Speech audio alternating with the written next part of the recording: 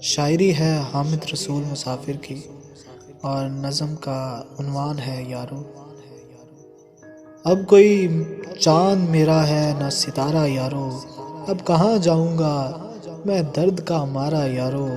मुझको तो तूफ़ान में रहने की बहुत आदत है, मुझको ले जाओ ना साहिल पे खुदारा यारो। दर्द की राह में तुम साथ चलोगे कब तक, अब भी कर सकते हो तुम हमसे किनारा यारो। जिससे जलते हैं मेरे अपनों के दिल महफिल में, छेड़ते क्यों हो वही किस्सा दोबारा यारो। हमने खुददारी की तारीख रकम कर डाली, डूबते वक्त किसी को ना पुकारा यारो। रात अंधेरे में मेरे घर को जलाया किसने, मुझको ये काम भी लगता है तुम्हारा यारो।